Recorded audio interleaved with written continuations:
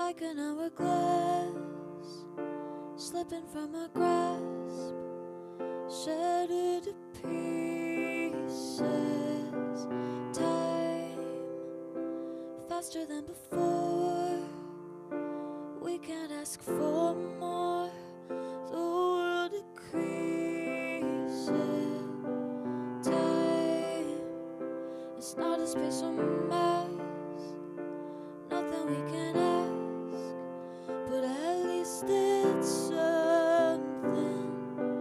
I sit here wondering if there's something, anything, there can't be nothing. But everybody's watching out, building walls to fuel their doubts, but one day they'll come crashing down. Everybody screams and shouts to claim what life is all about. It's to live it, it's to live it like there's no time, no time, no time, no time, no love, nothing left to say. Words are swept away until you find them in space. There's no gravity, like a reverie, but we wake up again, 'cause everybody is watching out, building walls to fuel their doubts, but one day they'll come crashing down. Everybody screams and shouts to claim what life is all about. It's to live it, it's to live it like there's no time, no time, no time, no time, no. The adventure is hard to render, but it gets better, oh it gets better.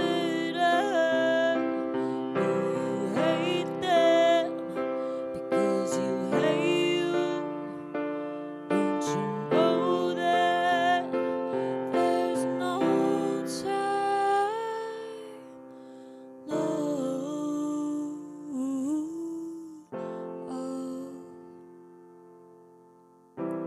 Everybody's watching out, building walls to fuel their doubts, but one day they'll come crashing down. Everybody screams and shouts to claim what life is all about. It's to live it, yeah. Oh, no time. Well, it's alright. Well, it's alright. There's no time. Well, there's no time. Right now is alright.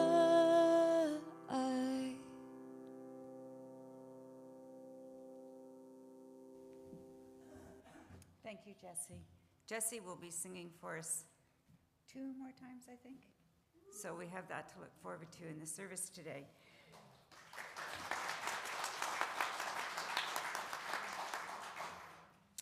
Good morning. My name is Elizabeth Beckett, and I'm a member of the First Unitarian Church of Hamilton. And I want to welcome you into the sanctuary today and welcome those people who are watching us on Zoom. So usually what happens at the beginning of the services, we ritually take out our phones and turn them off. And so I invite you to do that. It's kind of like they used to do communion. Now we turn off our phones. It's kind of the uniting thing that we do.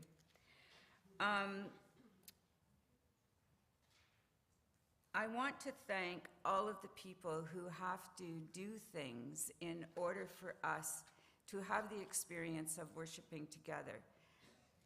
So we have our tech team, which is Claire and Josh back there doing the tech. And we have Catherine Cowley being an usher. I think there was probably a greeter. Was it Nancy? Yeah. And Ian and Susan, who set up our Joys and Concerns table and set up the altar. And I think that's everyone. Then there's me and Melanie. We did some work as well.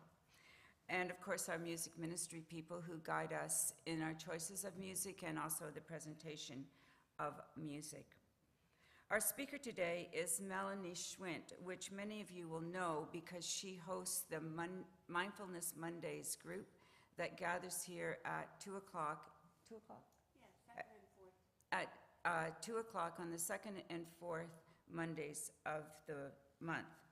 She is a graduate of the Awareness Training Institute in collaboration with Greater Good Science Center at the University of California, Berkeley. Melanie is a certified mindfulness instructor, and she's also a speaker, and she also does inquiry practitioner. She has a background in early childhood education, suicide prevention, and corporate management. Melanie has experienced firsthand how mindfulness and insight meditation can foster well-being and resilience throughout the community. I have some announcements to share with you today that I'm going to do now.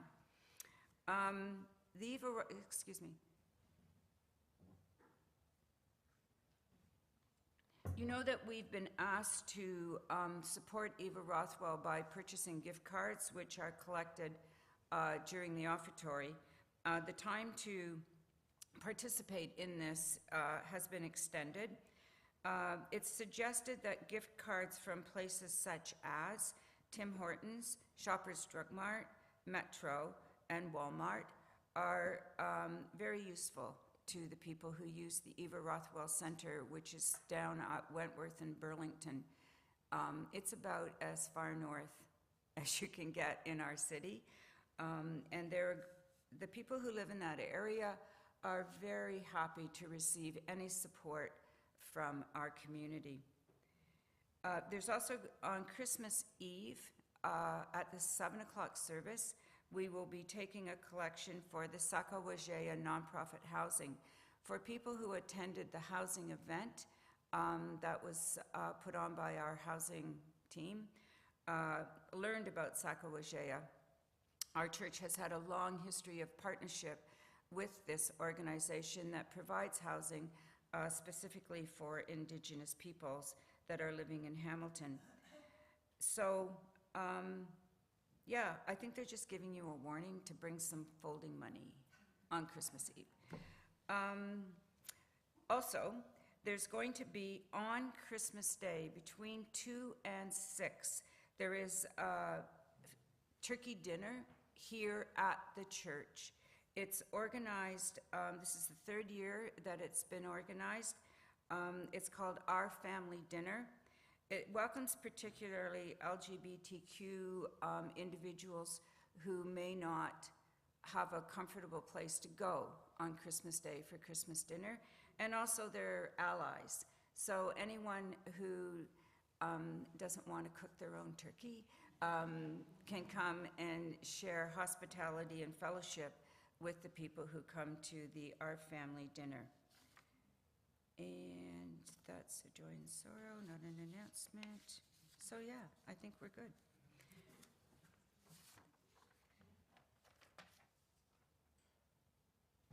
Oh, I think this is an announcement. Today's coffee time is brought to you by Zoomers and Boomers. Now, they're not actually the people who made the coffee, but they provided the sweets, as far as I know. Our chalice, this is our chalice, it represents the light of hope at the center of our faith tradition. The spark of this flame draws us into a time of worship and community. So please join me in the chalice lighting words. May this flame be our light of friendship and love. In addition, we are lighting the Advent calendar wreath.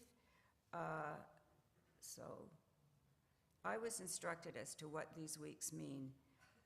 One was hope, yes, and one was peace, right? Today's piece. Today's peace. So thank you, Melanie.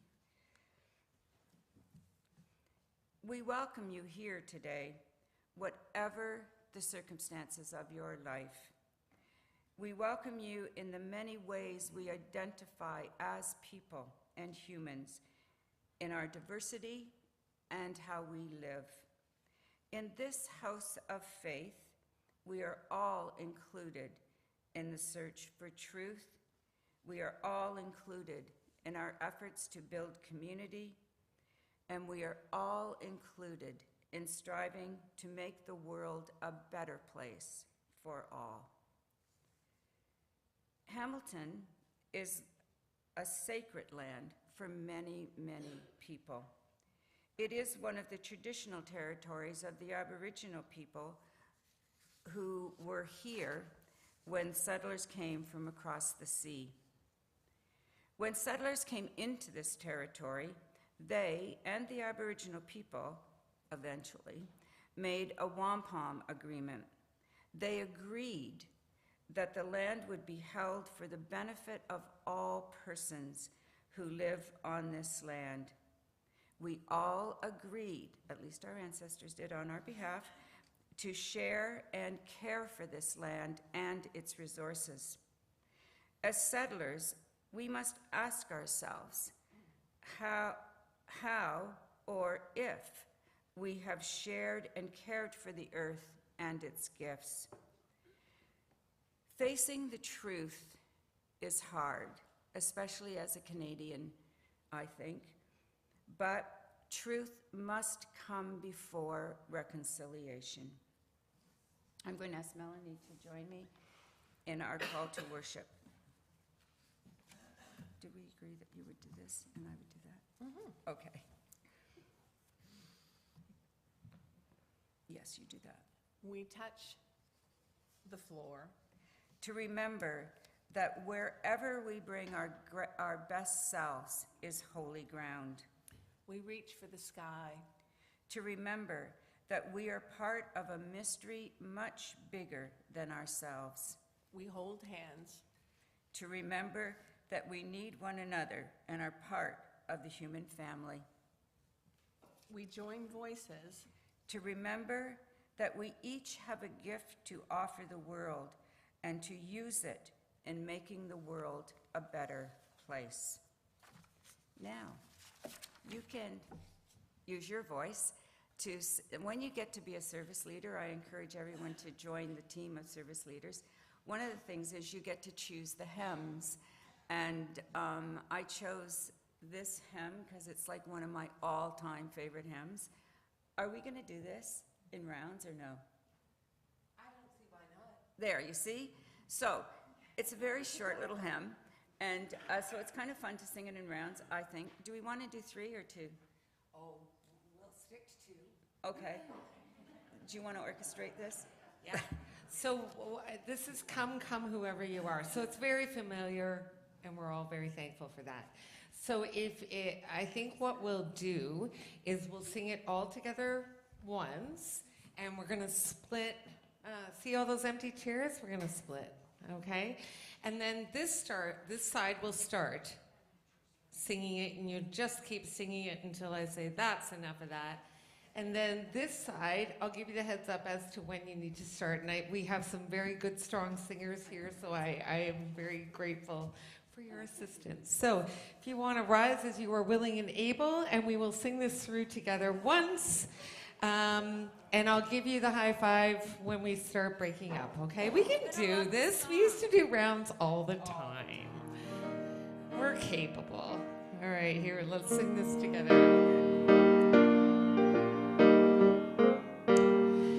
Come, come, whoever you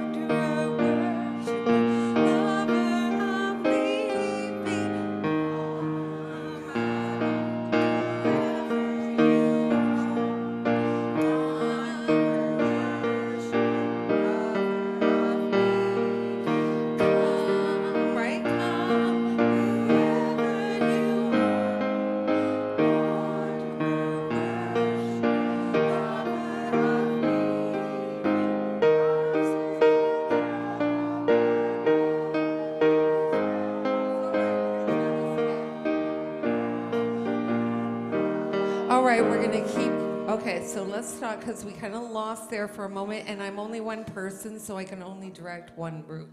So I'm going to stick with you guys. Marianne. Come and direct a group. Marianne can come. Marianne. Marianne. Just because she knows it, I don't She want to knows it. embarrass Okay, that's true, Jessie, sorry. So Marianne's going to stand at the podium, and she's going to direct part 2. How's that Okay, sound? okay. Would that make it easier? Okay. Totally. Okay.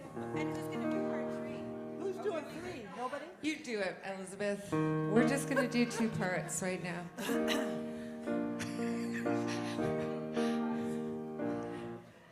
Sorry. Are you going to do part 3? No, I'm going to do part 3. Well, then, do you want to tell us what we're doing then? Since you asked me and I answered you, and you've now changed that, so.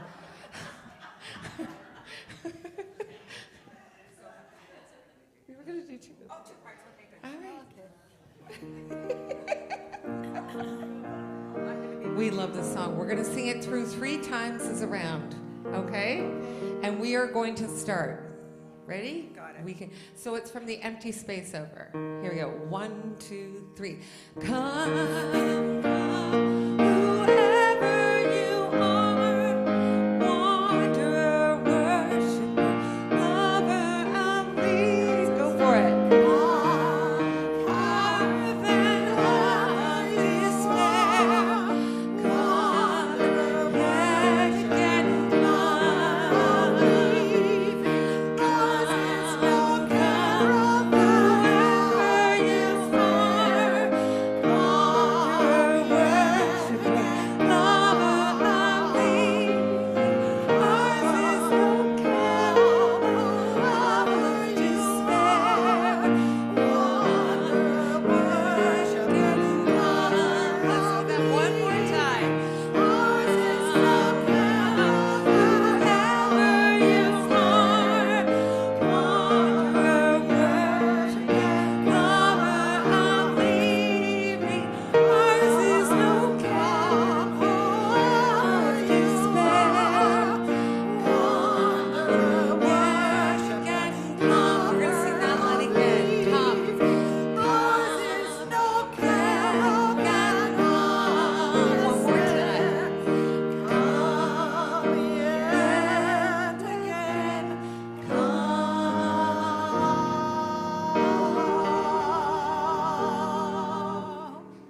We did it! See? I got you.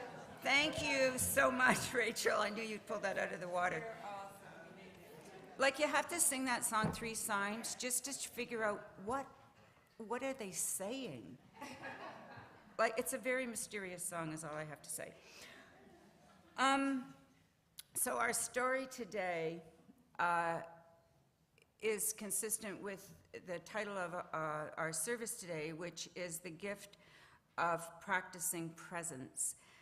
This is a story written by Arnold Lobel, who is a very, well, in my household, sort of, we honor him very highly because of the wonderful writing he did for children.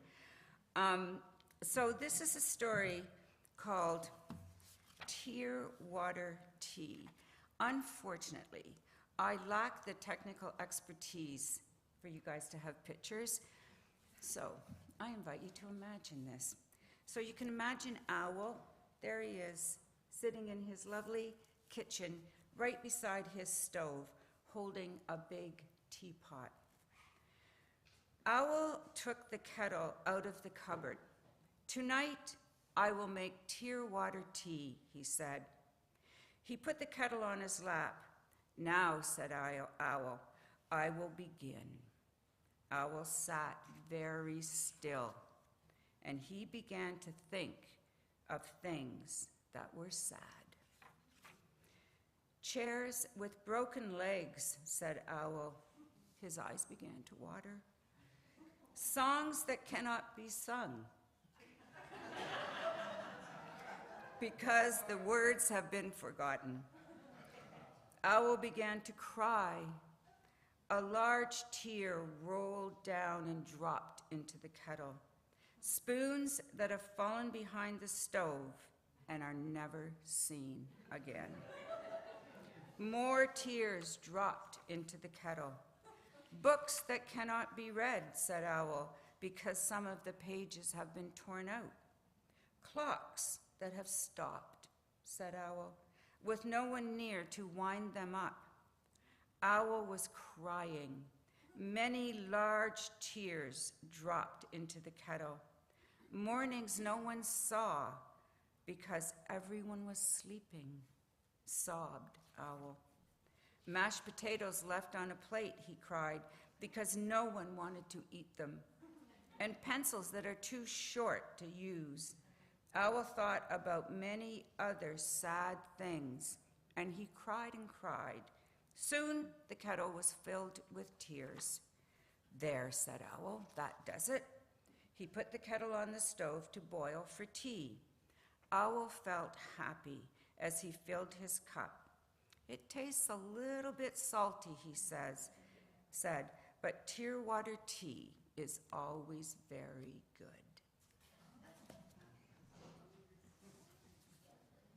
And now we're going to sing our child out. Do you want to go, Felice? We're going to sing a song for you. Thank you, Mary. As you go, may joy surround you. As you go, go in peace. Know our love is with you always. As you go, as you go.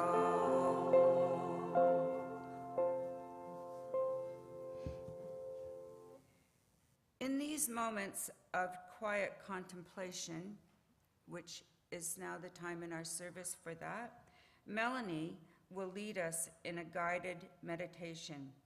Then there will be a few moments of silence, followed by music. During the music, you are welcome to come up and light a candle of joy or concern. Thanks, Elizabeth. Good morning. I invite you all to just gently close your eyes, or if it's more comfortable, lower your glance. And bring your attention to your seated posture, ensuring that it's one where you're alert, present, and yet are resting at ease. And then imagine with me that there's a ball resting above your head, made of sparkling white energy. Imagine that the ball releases the energy and allows it to flow down through your body, starting with your head. Let the sparkling light clear the mind of the eyes to wash away sleepiness. And let the energy relax your jaw, your neck, then your shoulders, your arms and hands.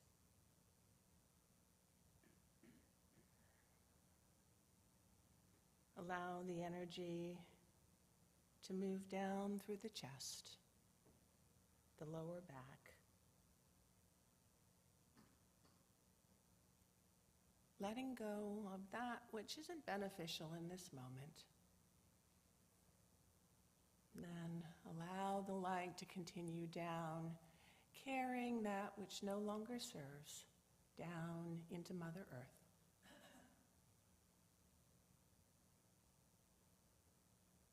And now find your breath. Follow it as it comes in and out of the body. One breath after another. The body breathes in, and the body breathes out. In and out. In this moment, and in this moment, there is an ocean of air that we share. Relax with a gentle ebb and flow.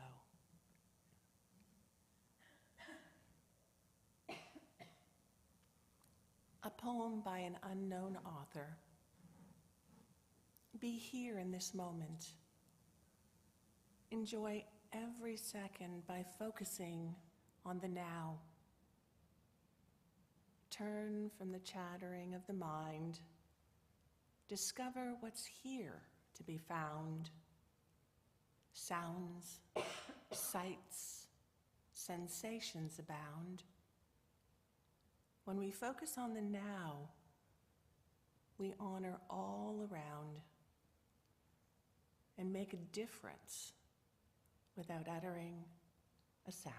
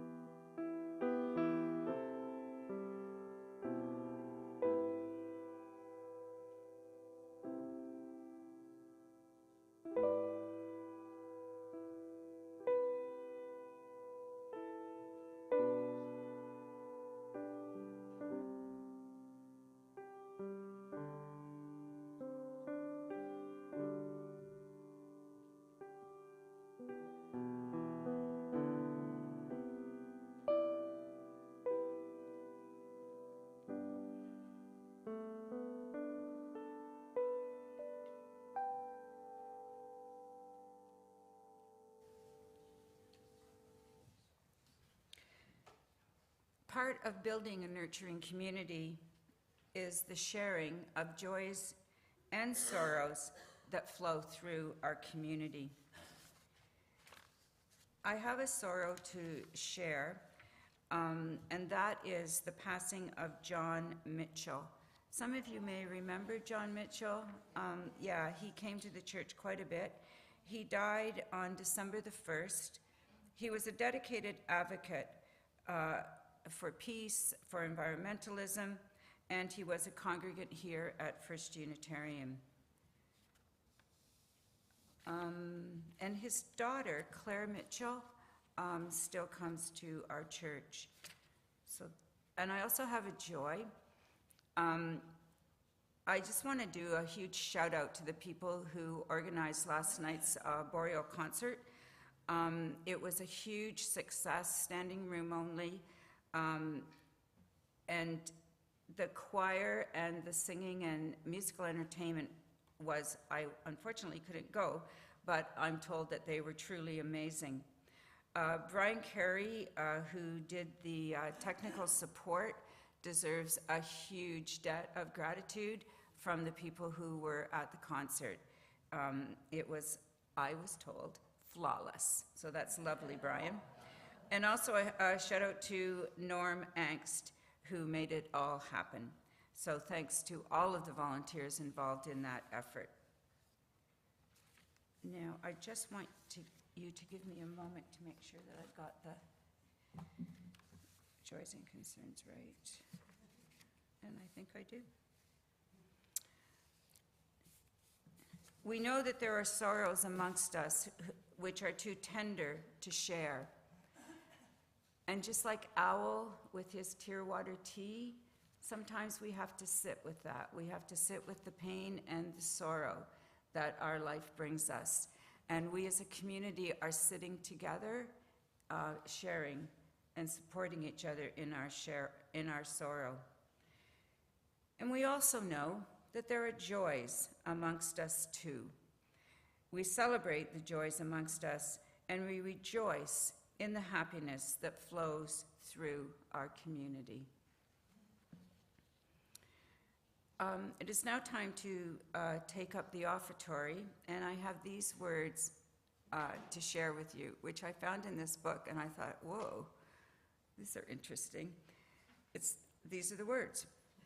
There is only one reason for joining a Unitarian Universalist church. One reason, and that is to support it. I know. We want to support it because it stands against superstition and fear. We want to support this church because it points to what is noblest and best in human life. We want to support it because it is open to all genders, races, creeds, peoples of color, people from different places of origin, people of all sexuality and their expressions. We want to support it because it's a place where children, and indeed all of us, can learn that religion is for joy, comfort, and love. We want to support it because it calls us to worship that which is worthy of sacrifice. There is only one reason for joining a Unitarian Universalist church, and that is to support it. In that spirit, I will ask that the offering be taken. Do you have any help there today? Yes. Okay. Good.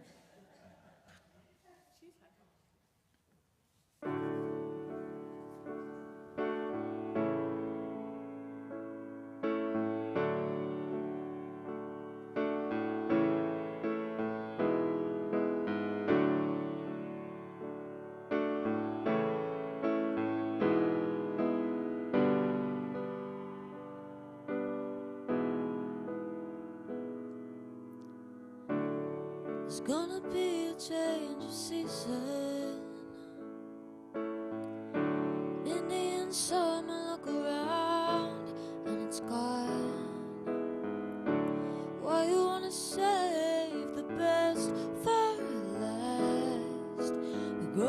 so slowly and grow old so fast. We don't talk about forever. We'll just catch it where we can. If I grab onto the moment, don't let it slip away out of my hand. What about now? Forget about tomorrow. It's too far away, too far away. What about now? Close your eyes, don't talk of yesterday. It's too far away, too far away. What about now? I'm coming out of the shadows. I'm getting off on this one-way street. Blue memories, they just gather dust. Leave them in the rain and they turn to rust. And did you see the march to freedom? Ever see Savannah moon in the middle of the rain? All the people walking in a line, said to the man, is it my time? What about now? Forget about tomorrow. It's too far away, too far away. What about now? Close your eyes, don't talk of yesterday. It's too far away, too far away. What about now? In the walk of a lifetime, when you know it's the right time, I can't wait until the ship comes in. Oh, I can't wait, starting all over again. Oh, the errors of a wise man make the rules for a fool. What about now? Forget about tomorrow. It's too far away, too far away. What about now? Don't talk of yesterday. It's too far away, too far away. What about now? Forget about tomorrow. It's too far away, too far away. What about now? Close your eyes, don't talk of yesterday. It's too far away, too far away. What about now? What about now? What about now? What about now?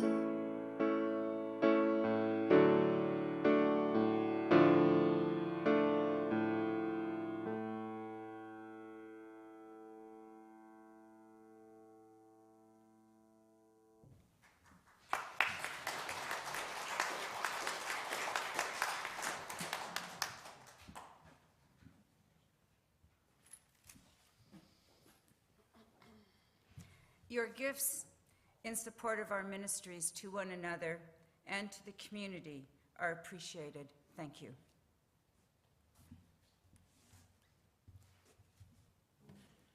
Good morning, everyone. After hearing Jen sing Robbie Robinson's lyrics to that song, I feel like I don't have to say a thing, because that song basically says it all. As Elizabeth mentioned, my name is Melanie, and I'll be offering some thoughts today on why practicing presence is a true gift. The theme for December is practicing presence.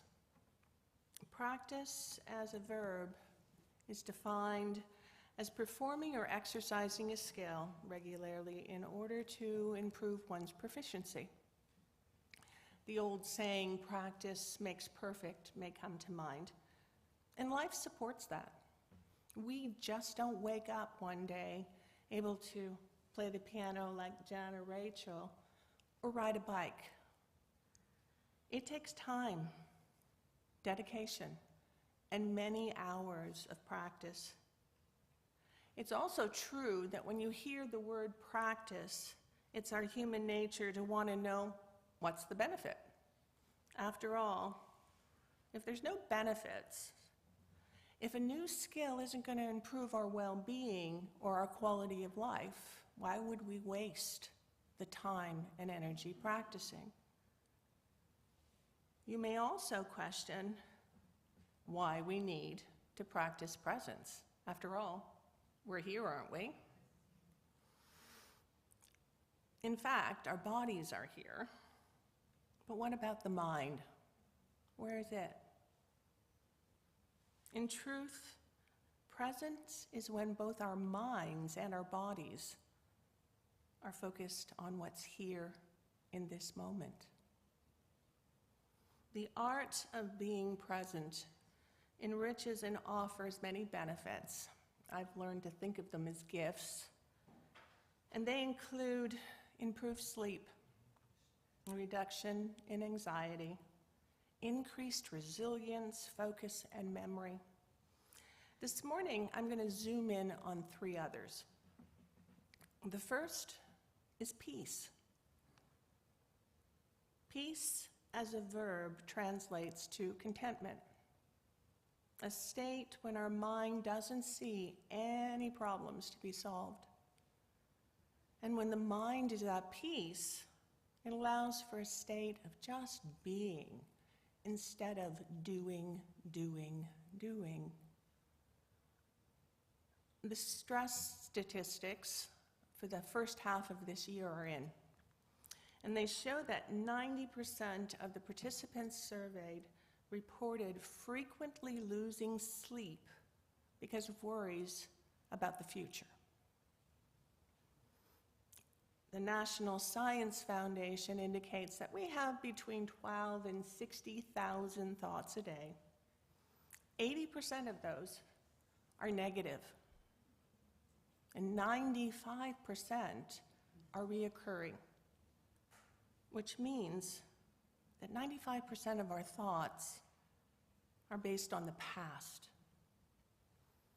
Eckhart Tolle wrote, "Most humans will never be fully present in this moment because unconsciously there's this belief that the next moment is more important." He went on to say, when we realize deeply that this present moment is truly all we really have, and if we make the now our primary focus, our lives will be peaceful and full. Something worth a little practice? I'm just asking. When we're present, when our focus is on the now, our minds acknowledge that in this moment,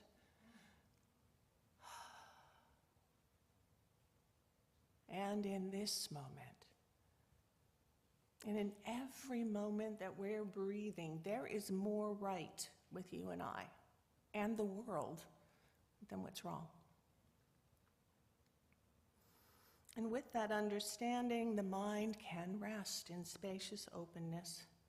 Our sympathetic nervous system that sends signals for us to be on high alert goes offline, and the parasympathetic nervous system comes on and starts sending messages to relax and be at ease. when the body and the mind are relaxed and at ease, as day-to-day problems occur, which they will, there's always going to be troubling situations, confrontations, worries. But when the mind and the body are at ease, solutions to those situations come more easily because the mind's not cluttered with the background of worries about the future or concerns about the past.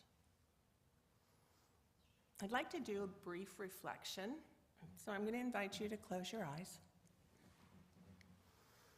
And if that's uncomfortable in any way, you can just lower your glance, perhaps look at your hands.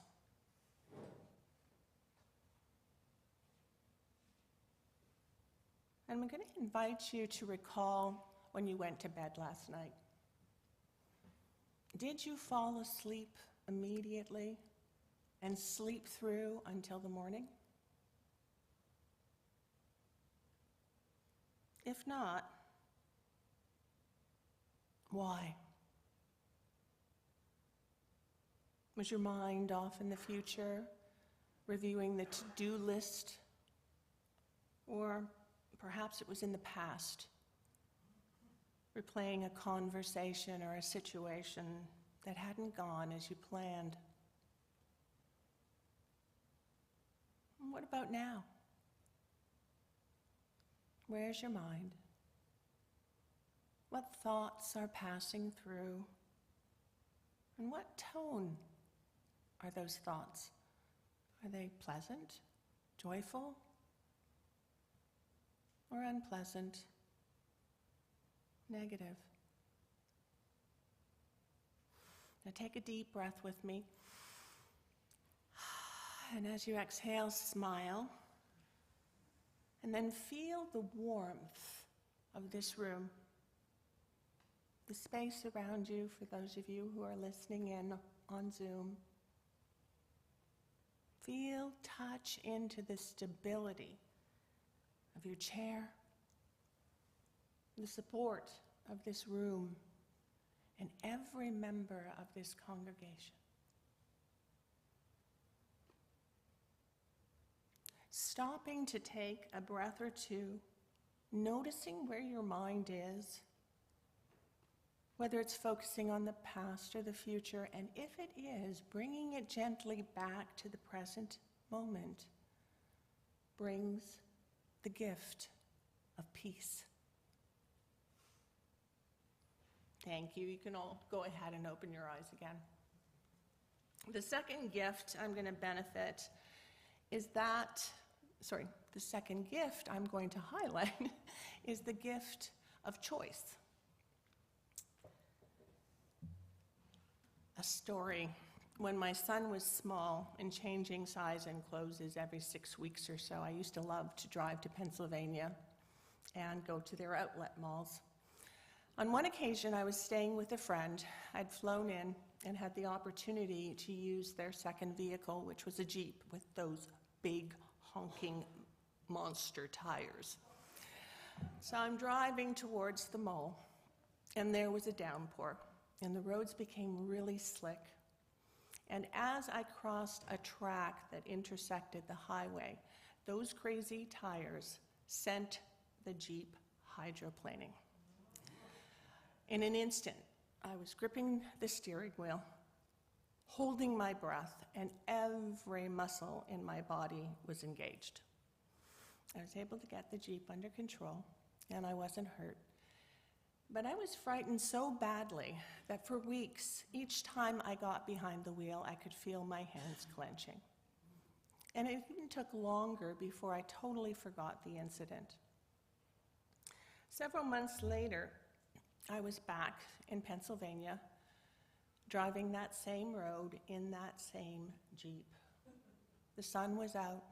It was a glorious day. My mind was in the future. I was thinking about all the deals I could get for Sam. And when I hit the lift in the road, without any understanding whatsoever, I found myself clenching the steering wheel, holding my breath. And every muscle in my body just froze. What happened? Well, science estimates that 95% of our brain's activity is unconscious. That means that 95% of our actions or responses to situations are handled unconsciously. In the case of the story I just told, I had been lost in the future. I was thinking about those deals. So, when my body felt that lift, my conscious mind didn't recognize it. My subconscious did. And it did what it's supposed to do. It dug into the past files and recalled the last time it had felt that lift, and immediately set the body in motion to prepare what was to come next. But what was needed in the past wasn't needed in that present moment. Another example, when we were children, our parents taught us not to speak to strangers, and that made sense. It kept us safe. But now that we're adults, we all know that to have a strong community that thrives, we need to have conversations with everybody, people we know and strangers. What served in the past may not serve us now. Rationally, we all know we should lower the amount of sugar in our diet and the sodium, and we should spend more time outside. We should read more than watching television. All of these things support our well-being. Yet, if we're moving through our day on autopilot, allowing the brain to do what it does, spin around the past and the future, if a sadness arises in your body, without warning, you're going to find yourself watching a rom-com or eating a sugary treat. Why? Because somewhere in the past, when you were sad, eating a sugary treat or watching television solved the issue. When we practice presence, we get to choose what serves in the present moment. One last story. Before the US election, I was speaking with a friend and colleague from Mindfulness Hamilton when she mentioned the candidate she supported. I froze in disbelief. And as I continued to listen to her words of support for a man that I consider vile, I had this impulse come up within me to stand and fight, to change her mind, to win no matter what. Gotta tell you, it was tough. Fortunately, having practiced presence for a long time, instead of fighting, I silently asked myself, what would best serve my well-being and hers in that moment? So I turned and I focused on her words, and then I shut them out for a while and just listened to the tone of her voice, got in touch with how she was holding her body, and I realized she was just like me. She was human, and just like me, she longed for community, safety, peace, and a sense of belonging. I realized that arguing about the right candidate wouldn't achieve either of our desires. It wouldn't serve anyone's well-being. Opening a conversation on what we might do individually and collectively here in Hamilton to bring our desires to our community, well, that ended up being a conversation worth having. We don't know what tomorrow brings, what life will offer. However, if our mind is focused on this present moment, on the now, we can choose how we want to show up. Finally, as we move into the holiday season and our thoughts often turn to finding the perfect gift for our friends or family, I'd like you all to consider that your presence is the greatest gift of all. I'm a single mom, and from the first Christmas list my son ever had, every time we would review it, at some point or another, he would turn to me and he would say, "Mama, what do you want for Christmas?" And my answer was always some version of, "Darling, I don't need anything. I have you." And if he pushed, I would say, "Oh, I need a pair of socks," or some stinky bar of soap. Something that was really easy for him to go out and get with his grandmother. By the time he turned 6, my mom could no longer take him shopping. So I asked the student that was living with us at the time if she would help Sam purchase a gift for me. And she agreed. She went to talk to him. And he turned to her with a smile on his face and said, "Oh, I've already got Mom's gift." And it was like, cool, nothing to do. Well, the weeks went by. Lynn didn't hear anything else. I didn't either. And then one night after school, when he got home, he headed to our basement where all his things were. And he instructed me that I was not allowed to come down because he was going to wrap my gift. An hour went by. He still wasn't out of the basement. Lynn, the student, came home, and I said, "Could you go check up on him?" She went downstairs, and she discovered my beautiful boy wrapping himself.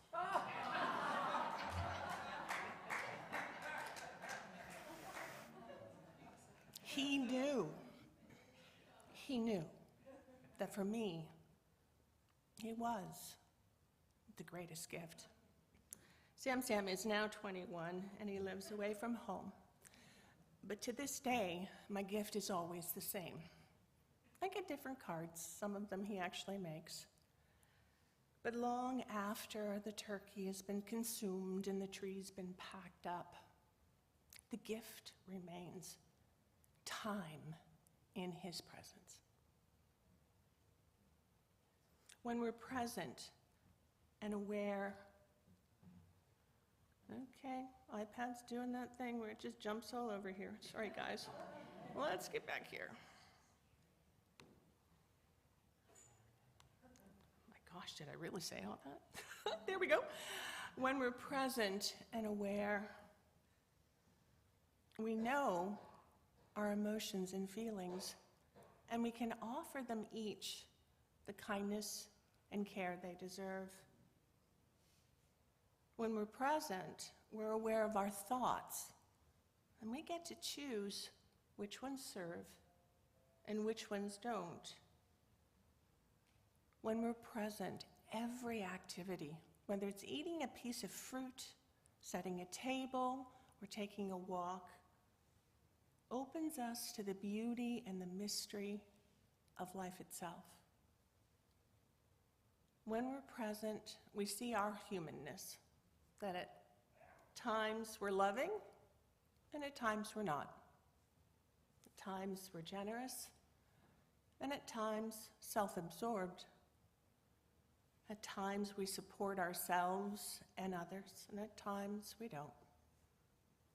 And in doing that, we begin to recognize the humanness all around us. And we see that just like you and me, everyone longs for peace a sense of belonging, a sense of worth. As we move from this sacred place, my invitation to each of you is to pause, take a deep breath frequently. Note if your mind is in the past or the future, and if it is, gently guide it back to the now by simply focusing on the sounds, the sights, and all the sensations that are around you at every moment. I'll leave you with a poem by Susan Hetherington. Being human is an extraordinary gift, as with it comes the opportunity to be present, to choose to cultivate your inner and outer being, your soul, your relationships, and your work. Because our presence, in its fullness, is our gift to each other, and the difference we seek to make in this place we call home, we'll find only in ourselves. So who might you share your gift with today? Thank you.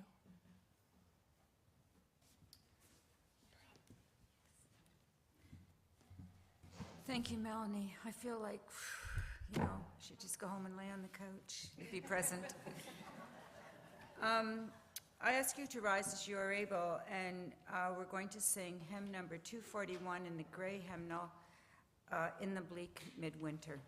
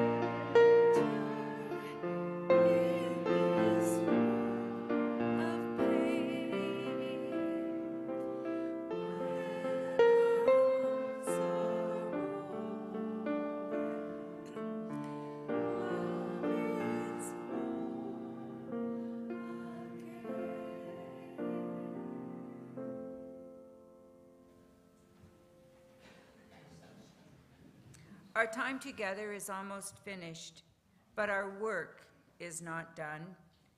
May our spirits be renewed and our resolve strengthened as we meet the challenges of the week to come.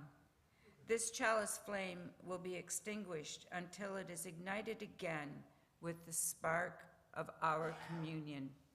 And now we get the delight. Jesse, aren't you singing for us again? Yes. So Jesse will come and sing our postlude.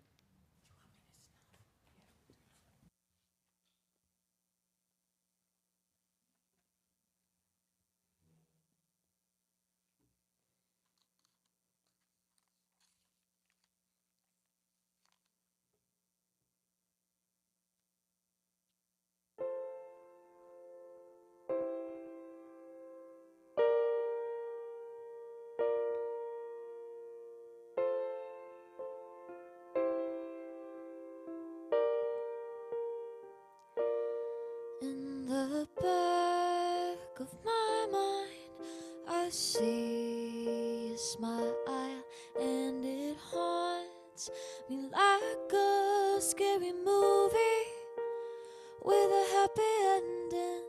There was a time I remember, there was a storm I couldn't weather. There will be more, but I've been through it once before, and I'm here in the back of my mind. I see a smile, and it haunts me like a scary movie with a happy ending. Rain is pouring, but it can't hurt me because I'm walking on the sun. Oh, whoa, I met you when I was hurting, but I must admit life's so alluring, and now I'm sure that dancing to the beat of you is all I want. In the back of my mind, I see a smile, and it haunts me like a scary movie with a happy ending. Rain is pouring, but it can't hurt me because I'm walking on the sun. Oh, but from tragedy to comedy, from horror flick to romantic, from being scared and building walls to being fine to watch them fall, from building houses out of stone to making all the world my home, from misery to victory, from holding on to letting go, letting go. I let go. Oh, and let gravity pull me.